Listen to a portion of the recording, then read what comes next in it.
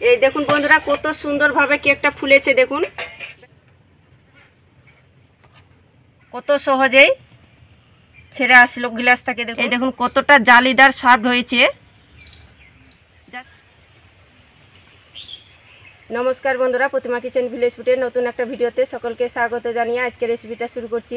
আর আজকে আমি আপনাদের সঙ্গে শেয়ার করব স্টিলের গ্লাসে নরম তুলতুলে জলের ভাপে কেক বানিয়ে দেখাবো। এই কেকটা বানানো বন্ধুরা ভীষণই সহজ, সকাল বিকেল জল খাবারে কিন্তু এটা তৈরি করে নিতে পারবেন খুবই সহজভাবে। আবার চাইলে বাচ্চাদের স্কুলে টিফিনও দিতে পারবেন। আজকে আমি খুব সহজভাবে দেখিয়ে দেবো, আপনারাও খুব সহজভাবে তৈরি করে খেতে পারবেন। তো কিভাবে বানাচ্ছি বন্ধুরা প্লিজ প্রথম থেকে শেষ পর্যন্ত ভিডিওটা দেখবেন আর আমার সঙ্গে থাকবেন। আর যে সকল বন্ধুরা এখন পর্যন্ত চ্যানেলে নতুন হয়ে থাকলে চ্যানেলটিকে সাবস্ক্রাইব করে আমার পাশে থাকবেন। আর যারা ফেসবুক পেজটাকে দেখছেন তারা পেজটাকে ফলো করে আমার পাশে থাকবেন। তাহলে বন্ধুরা কথা না বাড়িয়ে চলে যাই রান্নাঘরে আর কেকটা বানানো শুরু করি। আর আজকে যে আমি কেকটা তৈরি করছি কোনো রকম ডিম বা তেল ছাড়াই তৈরি করে দেখাবো খুব সহজভাবে। আর যখন কেকটা তৈরি করবেন কাপ অথবা বাটি মেপে নেবেন, তাহলে পরের উপকরণগুলো দিতে সুবিধা হবে। তো আজকে আমি বাটি মেপে উপকরণগুলো নেব, এমনকি তোমাদেরকে দেখাবো।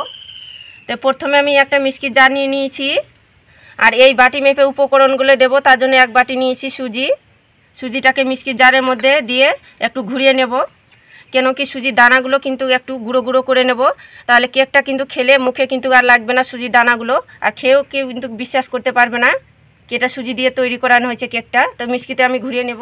তো সুজিটাকে আমি গুঁড়ো করে নিয়েছি, তবে পুরোপুরিভাবে গুঁড়ো হবে না, যেহেতু সুজি আছে। দেখুন হালকা করে গুঁড়ো হয়েছে, ঠিক এভাবে করে গুঁড়ো করে নিতে হবে। একটু চিকনা হয়ে গেছে সুজির দানাটা। এবার বাটির মধ্যে ঢেলে নেব। এবার আমি এক সাইডে সরিয়ে রাখবো। আর এখানে নিয়েছি হাফ বাটি চিনি, একে বাটি মাপ করে নিয়েছি।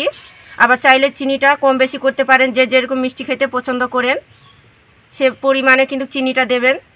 আর এখানে 3টে এলাচ নিয়েছি, দিয়ে দেব। এটা এলাচটা দেওয়ার কারণে খুব সুন্দর ফ্লেভার আসবে, কেকটার খেতেও ভালো লাগবে। আবার আমি মিষ্টির ঢাকনাটা লেগে ঘুরে নেব।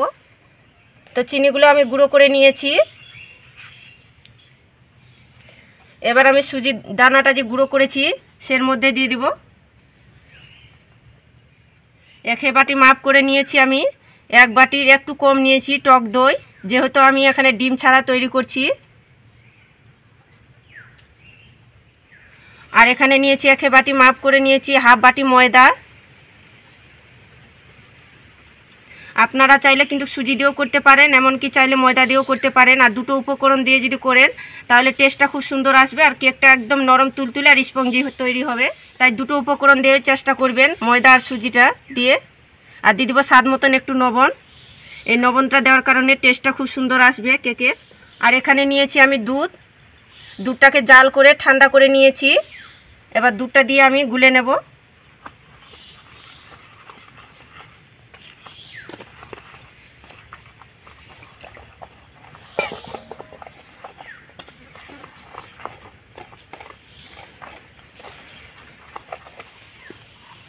তো অল্প অল্প দুধটা দিয়ে আমি গুলে নিয়েছি। তো আপনারা চাইলে জল দিয়েও গুলে নিতে পারেন, আর দুধ দিয়ে গুলতে গেলে খেতে বেশি ভালো লাগবে, টেস্টটা লাগবে খুব সুন্দর কেকে। দেখুন এইভাবে করে গুলে নিয়েছি। আর কিছুটা পরিমাণে নিয়েছি আমি এখানে কিশমিশ, ছোট ছোট টুকরো করে নিয়েছি। আপনারা চাইলে যে কোনো পছন্দ মতো করে ড্রাই ফ্রুট দিতে পারেন নিজেদের, এটা দেওয়ার কারণে খেতে বেশি ভালো লাগবে। দিয়ে ভালো করে মিশিয়ে নেব।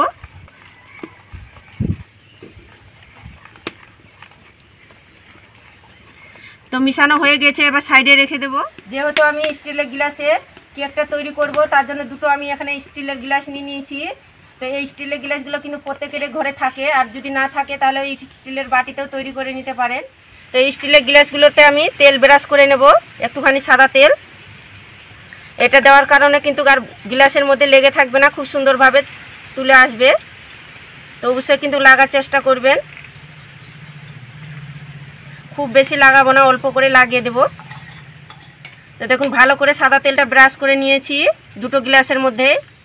এবার আমি এই ব্যাটারের মধ্যে দিয়ে দেবো 1 প্যাকেট 10 টাকা প্যাকেটের ইনো নিয়েছি। আর হাতের কাছে যদি ইনো না থাকে তাহলে হাফ চামচ দিয়ে দিবেন বেকিং পাউডার, আর তার অর্ধেক দিয়ে দিবেন খাবার সোডা, তাহলে কিন্তু ইনোর মতো কাজ করবে।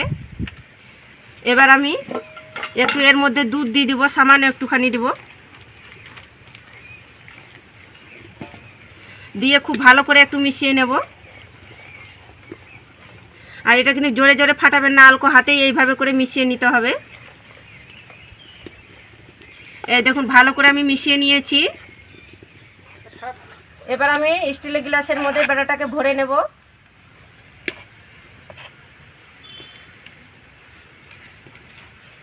তবে কিন্তু ভর্তি করব না গ্লাসের মধ্যে, কেন কি ফুলবে ব্যাটারটা।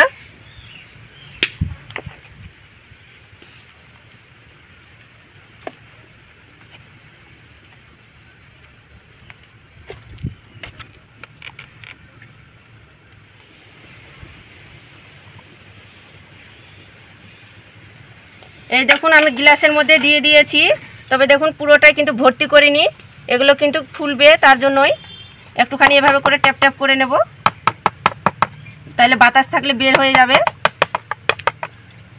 তো আমার দুটো গ্লাসে রেডি হয়ে গেছে। যেহেতু আমি জলের ভাপে কেকগুলো তৈরি করছি, তার জন্য আমি উনুনে জল গরম করে নিয়েছি কড়াইয়ের মধ্যে, আর একটা স্ট্যান্ডও বসিয়ে দিয়েছি। এবার গ্লাসগুলো বসিয়ে দেব। এই দুটো গ্লাস খুব সুন্দরভাবে বসিয়ে দিতে হবে, আর অবশ্যই কিন্তু স্ট্যান্ড দিবেন, নাহলে কিন্তু গ্লাসগুলো কিন্তু থামবে না, পড়ে যাবে। স্ট্যান্ড দিতে গেলে কিন্তু পড়বে না। এবার আমি ঢাকা চাপা দিয়ে মিডিয়াম আঁচে 7 মিনিট জাল করে নেব, তাহলে কিন্তু কেকগুলো রেডি হয়ে যাবে। তো মিডিয়াম আঁচে আমি 7 মিনিট জাল করে নিয়েছি কেকটাকে। এবার দেখে নেব হয়েছে কিনা। এই দেখুন বন্ধুরা, কত সুন্দরভাবে কেকটা ফুলেছে। দেখুন ব্যাটারটা আমি কিন্তু খালি দিয়েছিলাম, আর কি সুন্দরভাবে ফুলেছে দেখুন, একদম ফেটেও গিয়েছে। আর একটা চেক করার জন্য কাঠি নিয়েছি, এই কাঠির সাহায্যে দেখে নেব কেকটা হয়েছে কিনা। এই দেখুন কাঠিটা কিন্তু পরিষ্কারভাবে বের হয়ে আসলো, তার মানে কেকটা হয়ে গেছে। আর কাঠির মধ্যে যদি লেগে থাকে তাহলে 1 থেকে 2 মিনিট জাল করবেন, তাহলে হয়ে যাবে। দেখুন কাঠির মধ্যে লেগে নাই, তার মানে আমার কেকটা হয়ে গেছে। এবার নামিয়ে নেব। তো গ্লাসগুলো নামিয়ে নিলাম। এবার আমি পুরোপুরিভাবে ঠান্ডা করে নেব, তারপর আপনাদেরকে দেখাচ্ছি। তো গ্লাস ভাপা কেকগুলো আমি ঠান্ডা করে নিয়েছি। এবার দেখুন ঠান্ডা হওয়ার পর কিন্তু সাইডগুলো দেখুন আপন মনে ছেড়ে যাচ্ছে। তো একটু আমি ছুরিটা দিয়ে ছাড়িয়ে নেব, এইভাবে করে জাস্ট একটু করে ছাড়িয়ে নিতে হবে। আর এই কাজটা কিন্তু ঠান্ডা হওয়ার পর করবেন, গরম অবস্থায় করতে যাবেন না, নাহলে ভেঙে যাবে। দুটো গ্লাসের মুখটা আমি এভাবে করে ছাড়িয়ে নেব।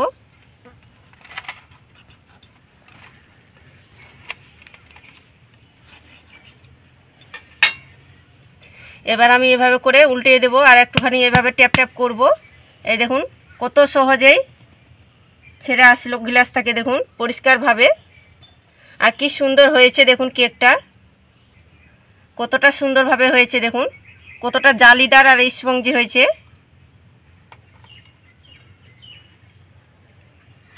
তো ঠিক একইভাবে করে আমি এই গ্লাসটা তাকে বের করে নেব। এই দেখুন কত সহজে কিন্তু গ্লাসটাকে ছাড়িয়ে আসলো দেখুন পরিষ্কারভাবে, আর কতটা নরম তুলতুলে স্পঞ্জি হয়েছে দেখুন। কেকটা দেখে কিন্তু মন ভরে যাচ্ছে। তো এবার আমি কেকটাকে ছুরি দিয়ে কেটে নেব পিস পিস করে। তো আপনারা চাইলে আপনাদের নিজেদের পছন্দ মতো করে কেটে নিতে পারেন।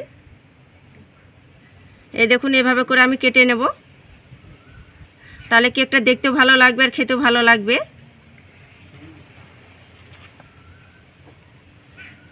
এই দেখুন কেকটা কতটা জালিদার আর স্পঞ্জি হয়েছে। এই কেক দেখে কারো চেনার উপায় নেই এই কেকটা কি দিয়ে বানানো হয়েছে। জলের ভাপে যে এত সুন্দর কেক হয়, তো আপনারা বাড়িতে না তৈরি করে খেলে বিশ্বাসই করতে পারবেন না।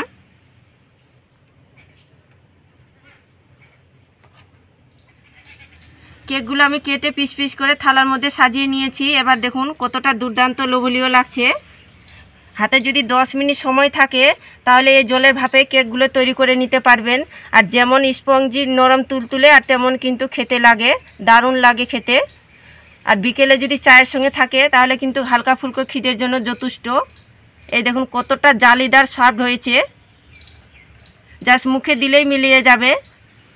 আপনারা বাড়িতে না তৈরি করে খেলে বিশ্বাসই করতে পারবেন না। দেখুন কতটা নরম তুলতুলে আর জালিদার হয়েছে।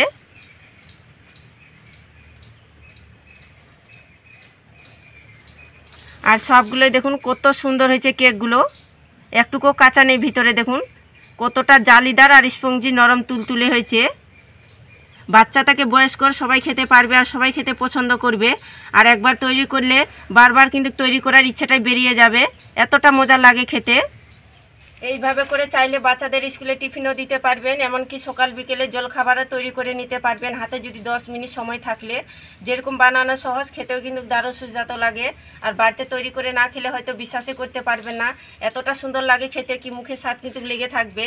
তো একবার হলে আমার মতো করে তৈরি করে খেয়ে দেখবেন, আর খেয়ে কেমন লাগলো অবশ্যই কমেন্ট করে বলবেন। আর আজকে রেসিপিটা কেমন লেগেছে অবশ্যই কমেন্ট করে বলবেন। আর ভালো লাগলে একটা লাইক করে বন্ধুদের সঙ্গে শেয়ার করবেন। তো আজকের মতন এই পর্যন্ত বন্ধুরা, দেখা হচ্ছে নতুন কোনো রেসিপির সঙ্গে। আর সবাই খুব ভালো থাকবেন, সুস্থ থাকবেন।